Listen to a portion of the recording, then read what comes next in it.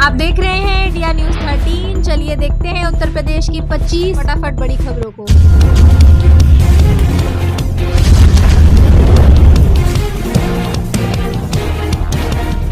भारत में बैन होने वाले हैं पेट्रोल डीजल वाहन। जने क्या है सरकार की योजना? क्या 100% बैन होंगे पेट्रोल डीजल वाहन? खबरों की माने तो रिटेल स्पेस पर जल्द मुहर लगा सकता है। यहाँ पर जानकारियाँ आपको देते चले कि प्रदूषण को लेकर भारत चिंतित है और इसको लेकर भारत भी अपनी कमर कस चुका है। सड़क परिवहन मंत्री नितिन गडकरी ने इसको लेकर कहा है कि 2030 तक भारत में 100% इलेक्ट्रिक गाड़ियां ही चलेंगी। यह बात जब केंद्रीय मंत्री नितिन गडकरी ने कही तो ऑटो इंडस्ट्री की चिंता बढ़ गई। उसके बाद इस ऐलान में बदलाव किया गया और 100% की जगह अतिक्रमण किया गया है। लेकिन अब सरकार दोपहिया वाहनों को इलेक्ट्रिक करने पर ज्यादा जोर दे रही है। जानकारों की माने तो अगर भारत पूरी तरह डीजल पेट्रोल मुक्त होना चाहता है तो उसे पहले इलेक्ट्रिक कारों को सस्ता करना होगा। जैसे कि एक सामान्य कार 4.5 लाख मिलती है तो वहीं इलेक्ट्रिक कार की कीमत 20 लाख से ज्यादा है। लेकिन जानकारों की माने तो जिस तरह से हवा में जहर घुल रहा है तो ऐसे में यह फैसला सही होगा। दिवाली से पहले यूपी के इन छात्रों को सीएम योगी का तोहफा। मुख्यमंत्री ने जारी किए 5.86 करोड़ रुपए। उत्तर प्रदेश के मुख्यमंत्री योगी आदित्यनाथ ने दिवाली से पहले उत्तर प्रदेश संस्कृत परिषद के छात्रों को बड़ा गिफ्ट दिया है। सीएम योगी ने वाराणसी में संपूर्णानंद संस्कृत विश्वविद्यालय से संस्कृत छात्रवृत्ति योजना का शुभारंभ किया और 69,195 विद्यार्थियों के लिए 5.86 लाख की छात्रवृत्ति की राशि जारी की। राशन कार्ड धारकों के लिए खुशखबरी, अब मिलेंगे 1000 रुपए। जाने KYC कैसे करें। राशन कार्ड भारत के गरीब और जरूरतमंद लोगों के लिए एक बहुत महत्वपूर्ण दस्तावेज है। इसके जरिए लोगों को सस्ते दामों में अनाज और जरूरी सामान मिलता है। अब सरकार ने राशन कार्ड धारकों के लिए एक नई योजना शुरू की है जिसके तहत उन्हें 1000 रुपए की आर्थिक मदद दी जाएगी। इस योजना का फायदा लेने के लिए राशन कार्ड धारकों को अपना KYC करवाना होगा। KYC एक डिजिटल प्रक्रिया है जिसके जरिए राशन कार्ड की जानकारी को ऑनलाइन अपडेट और वेरीफाई किया जाता है। इससे फर्जी राशन कार्डों पर रोक लगेगी और यह सुनिश्चित होगा कि सरकारी मदद सही लोगों तक पहुंचे। यूपी में पक्के होंगे शहरी निकायों के संविदा कर्मचारी। दिसंबर 2001 से पहले के लोगों के लिए मांगा गया प्रस्ताव। दिसंबर 2001 के पहले से काम कर रहे शहरी निकायों के संविदा या डेलीवेस कर्मचारियों को स्थायी करने की तैयारी हो रही है।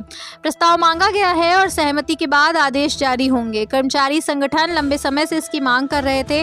तनख्वाह का खर्च शहरी निकाय अपने संसाधनों से उठाएंगे जिससे सरकार पर वित्तीय भार नहीं पड़ेगा।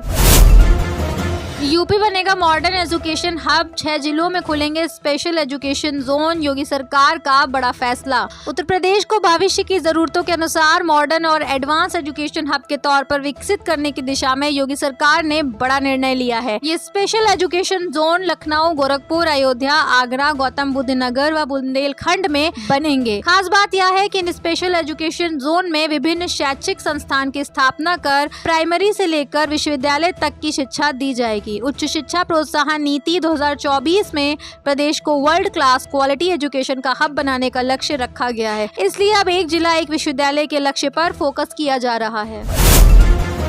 सहारा इंडिया रिफंड लिस्ट। इस लिस्ट में नाम है तो मिलेगा पैसा वापस। सहारा इंडिया रिफंड लिस्ट के माध्यम से निवेशकों का पैसा लौटाया जा रहा है। जानकारी के लिए बता दें कि सहारा इंडिया कंपनी को लेकर बहुत ज्यादा विवाद होने लगा था क्योंकि लाखों करोड़ों लोगों का पैसा पूरी तरह से डूब गया था। ऐसे में कंपनी पर भी निवेशकों द्वारा कई तरह के आरोप लगाए गए कि समय पर लोगों का पैसा लौटाया नहीं गया। इसके बाद फिर वह विवाद सुप्रीम कोर्ट तक पहुंच गया और फिर सुप्रीम कोर्ट ने सहारा इंडिया कंपनी को यह आदेश जारी किया कि लोगों का पैसा शीघ्र लौटाया जाए। इसके बाद फिर सरकार ने भी निवेशकों को पैसा लौटाने की मुहिम शुरू की और सहारा इंडिया के खिलाफ कार्रवाई आरंभ कर दी। बड़ी खुशखबरी, अक्टूबर महीने की विधवा दिव्यांग वृद्धावस्था पेंशन 4500 रुपए जारी हो गए। पेंशन योजनाओं में बदलाव हमेशा से ही लोगों के लिए महत्वपूर्ण रहा है, खासकर उन लोगों के लिए जो समाज के कमजोर वर्ग से आते हैं। इस साल अक्टूबर महीने में सरकार ने विधवा दिव्यांग और वृद्धावस्था पेंशन में बड़ा बदलाव किया है। इस बदलाव से लाखों लोगों को फायदा होगा और उनकी आर्थिक स्थिति में सुधार आएगा। पेंशन योजनाओं में किए गए बदलाव की मुख्य बातें इस प्रकार हैं। पेंशन राशि 4500 रुपए प्रति माह। लाभार्थी विधवा दिव्यांग वृद्ध। लागू होने की तिथि अक्टूबर 2024। वृद्धि पिछली राशि से लगभग 50% अधिक। लाभार्थियों की संख्या लगभग 50 लाख। आवेदन प्रक्रिया ऑनलाइन और ऑफलाइन दोनों।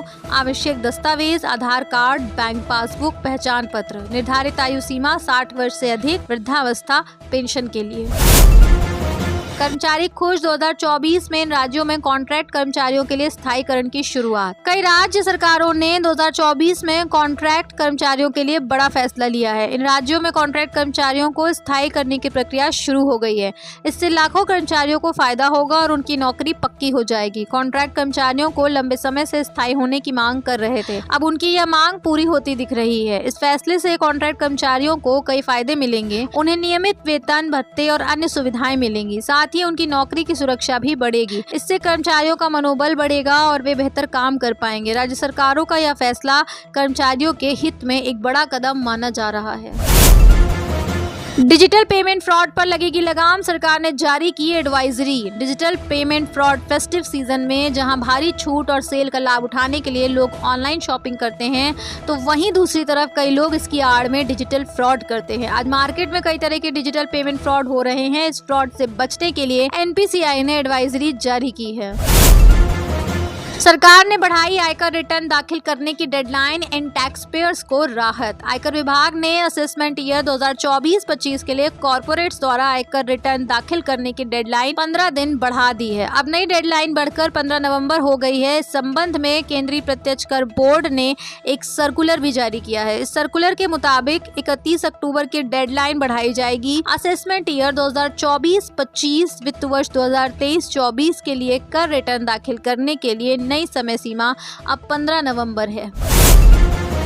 लखनऊ एयरपोर्ट के विस्तारीकरण का रास्ता साफ, कब्जेदारों की याचिका पर सुनवाई से सुप्रीम कोर्ट का इनकार। एयरपोर्ट के विस्तार की योजना काफी पहले से प्रस्तावित है। इसके लिए चौहरदारी के निर्माण को लेकर विवाद है और कब्जेदार इसे नहीं बनने देना चाहते। इससे पहले इलाहाबाद हाईकोर्ट ने भी कहा था कि एयरपोर्ट के विकास कार्य में किसी भी पक्ष की ओर से हस्तक्षेप न किया जाए। वहीं सुप्रीम कोर्ट के इनकार के बाद अब लखनऊ एयरपोर्ट के विस्तारीकरण का रास्ता साफ हो गया है। यूपी के लोगों को हर रोज मिलेगी 24 घंटे बिजली, सीएम योगी ने जारी किए आदेश। UP PCL power officer association की रविवार को हुई प्रांतीय कार्य समिति की बैठक में दीपावली पर सुचारू विद्युत आपूर्ति का संकल्प लेते हुए सभी पदाधिकारियों से सहयोग की अपेक्षा की गई। वीडियो कॉन्फ्रेंसिंग के जरिए बैठक में पदाधिकारी ने ब्रेकडाउन वाले क्षेत्रों पर जोर देते हुए अभियंताओं को आपूर्ति बनाए रखने के संबंध में जानकारी दी।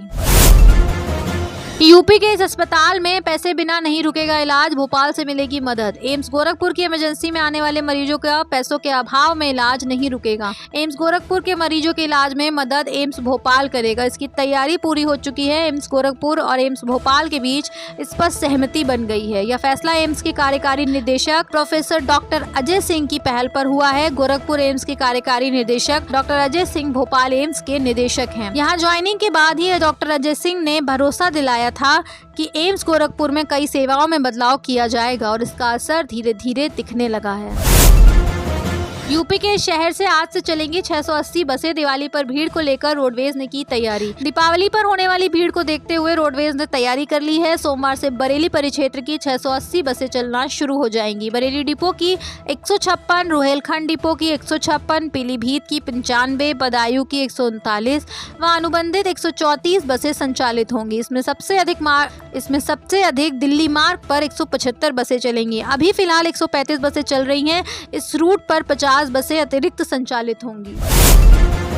दिवाली छठ पूजा पर चलेगी 10 और स्पेशल ट्रेनें, सीटें खाली, आज से शुरू होगा रिजर्वेशन। दिवाली छठ पूजा पर घर आने वालों के लिए यात्रा में सहूलियत हो, इसके लिए रेलवे ने गोरखपुर, जयनगर, पुणे, मुंबई, सूरत, उदना, पटना, सिकंदराबाद, भागलपुर को 10 और स्पेशल ट्रेनें चलाने का फैसला किया है। इन ट्रेनों में सोमवार से रिजर्वेशन शुरू हो चुका है। अभी हर क्लास में सीटें खाली हैं। उपचुनाव में बीजेपी की बदली रणनीति का तोड़ निकालने में जुटे अखिलेश, सामने आया सबसे बड़ा चैलेंज। यूपी उपचुनाव की राह में नई चुनौतियों और बीजेपी की बदली रणनीति से जूझती समाजवादी पार्टी के मुखिया अखिलेश यादव अब इसके लिए नया तोड़ निकालने में जुट गए हैं। भाजपा ने जहां एक और प्रत्याशी चयन में पीडीए को भी तवज्जो दी है, तो वहीं बटोगे तो कटोगे का नारा भी असर करता दिख रहा है। इसके चलते सपा ने जवाब में पीडीए, पिछड़ा, दलित, अल्पसंख्यक को न बंटने देने पर जोर देना शुरू कर दिया है। फिलहाल यही उनका सबसे बड़ा चैलेंज भी लग रहा है। 4 महीने पहले ही तैयार हो जाएगा लखनऊ कानपुर एक्सप्रेसवे, 75% काम हुआ पूरा। लखनऊ कानपुर के बीच सड़क मार्ग से सफर करने वालों के लिए राहत भरी खबर है। 2 वर्ष से एलिवेटेड रोड और ग्रीनफील्ड रूट का 75% निर्माण का काम पूरा हो चुका है। तय समय सीमा से 4 महीने पहले ही लखनऊ कानपुर रोड पर बन रहा एक्सप्रेसवे बनकर तैयार हो जाएगा। इस संबंध में बीते दिनों भारतीय राष्ट्रीय राजमार्ग प्राधिकरण के अफसरों की एक बैठक में निर्माण एजेंसी के लिए तय समय सीमा जुलाई 2025 के बजाय मार्च 2025 तक निर्माण कार्य पूरा करने का लक्ष्य दिया गया है। मुख्य मार्ग पर वाहनों का ट्रैफिक कम करने के लिए लखनऊ कानपुर एक्सप्रेसवे को लखनऊ रिंग रोड से जोड़ा जाएगा। यह एक्सप्रेसवे लखनऊ में शहीद पथ से शुरू होते हुए नवाबगंज को बंथरा, बनी, दतौली, काथा, धौरा, नरौना, अमरसास और रावल मार्ग के जरिए कानपुर जुड़ेगा। बहराइच कांड में 2 और नामजद आरोपी गिरफ्तार। हत्या उपद्रव में अब तक 117 लोगों की हो चुकी है गिरफ्तारी। महसी के महाराजगंज में बीते 13 अक्टूबर को मूर्ति विसर्जन यात्रा के दौरान पथराव के बाद गोली मारकर रामगोपाल मिश्र की हत्या कर दी गई थी। प्रकरण में 6 नामजद और 4 अज्ञात सहित 10 लोगों के खिलाफ हत्या समेत कई गंभीर धाराओं में मुकदमा दर्ज किया गया था। 4 नामजद पहले गिरफ्तार हो चुके थे। ननकऊ व मारूफ की तलाश थी, जिन्हें रविवार को पकड़ लिया गया है। 31 अक्टूबर या 1 नवंबर, आखिर कब है दिवाली? हो गया सही तारीख का ऐलान। इस वर्ष दीपावली का पर्व 31 अक्टूबर 2024 को मनाया जाएगा। जयपुर के केंद्रीय संस्कृत विश्वविद्यालय में अखिल भारतीय विद्वत परिषद द्वारा आयोजित धर्मसभा में सर्वसम्मति से यह फैसला लिया गया है। प्रतिष्ठित विद्वानों, ज्योतिषाचार्यों और धर्मशास्त्राचार्यों ने ज्योतिषीय गणनाओं और शास्त्रीय परंपराओं का पूरा ध्यान रखते हुए तारीख का ऐलान किया है। इस सभा में कार्तिक अमावस्या और लक्ष्मी पूजन के लिए 31 अक्टूबर को शास्त्र सम्मत माना गया है। विद्वानों और ज्योतिषाचार्यों ने यह भी कहा कि 31 अक्टूबर को दीपावली मनाने को लेकर कोई विवाद नहीं है। दृश्य पक्ष की गणना में भी 31 अक्टूबर को ही दीपावली सिद्ध होती है। यूपी में संविदा कर्मियों की बल्ले बल्ले, इस विभाग के सभी कर्मचारी होंगे परमानेंट। उत्तर प्रदेश के नगर निगमों में काम कर रहे सभी संविदा कर्मियों को स्थायी किया जाएगा। स्थानीय निकाय निदेशालय ने प्रदेश के सभी नगर निगमों से उनके यहाँ कार्यरत संविदा कर्मियों का ब्यौरा मांगा है। स्थानीय निकाय निदेशक अनुज कुमार झा ने संविदा कर्मियों को विनियमित करने के लिए सभी नगर आयुक्तों को पत्र भेजा है। 29 अक्टूबर को यूपी के शहर जाएंगे सीएम योगी। 3 घंटे तक बिताएंगे समय। अफसरों ने शुरू की तैयारी। मुख्यमंत्री योगी आदित्यनाथ मंगलवार को 1 दिवसीय दौरे पर मेरठ आ रहे हैं। वे मेरठ में 100 बेड के ईएसआई अस्पताल के शिलान्यास और भूमि पूजन कार्यक्रम में शामिल होंगे। प्रधानमंत्री नरेंद्र मोदी वर्चुअल शिलान्यास करेंगे। उधर प्रधानमंत्री के कार्यक्रम को लेकर केंद्रीय श्रम एवं रोजगार मंत्री मनसुख मंडाविया सोमवार को ईएसआई अस्पताल के निर्माण स्थल का जायजा लेंगे। सीएम योगी के दौरे के चलते सुरक्षा व्यवस्था के चाक चौबंद किए गए हैं। पुलिस और प्रशासनिक अफसरों ने तैयारियां शुरू कर दी हैं। यूपी पुलिस कांस्टेबल रिजल्ट इस सप्ताह आने की उम्मीद। सीधा लिंक uppbpp.government.in पर होगा एक्टिव। यूपी पुलिस कांस्टेबल भर्ती 2024 रिजल्ट का इंतजार कर रहे अभ्यर्थियों के लिए बड़ी खबर है। उत्तर प्रदेश पुलिस भर्ती एवं प्रोन्नति बोर्ड की ओर से रिटन टेस्ट का परिणाम जल्द ही जारी किए जाने की उम्मीद है। जो अभ्यर्थी इस परीक्षा में निर्धारित कट ऑफ अंक प्राप्त कर लेंगे, वे भर्ती के अगले चरण फिजिकल टेस्ट के लिए क्वालिफाई माने जाएंगे। अयोध्या की दिवाली होगी बेहद खास। विशेष दीपकों से जगमगाएगा रामलला का मंदिर, जाने पूरी योजना। देश भर में दिवाली को लेकर खासा उत्साह नजर आ रहा है। लोग हिंदुओं के सबसे प्रमुख त्योहारों में से एक दिवाली को सेलिब्रेट करने की तैयारी में जुट गए हैं। अयोध्या में 8वें दीपोत्सव के तहत सरयू नदी के तट पर 28 लाख दीपक जलाकर विश्व रिकॉर्ड बनाने की तैयारियों के बीच रामलला के मंदिर में इस बार एक विशेष तरह के दीपक जलाने की योजना है। अयोध्या में विशेष दिवाली मनाने की तैयारियां चल रही हैं। सरयू के घाटों पर आगामी 30 अक्टूबर को भव्य दीपोत्सव होने वाला है, जिसमें 28 लाख दियों को सजाने के लिए 30,000 से ज्यादा स्वयंसेवकों की तैनाती की गई है।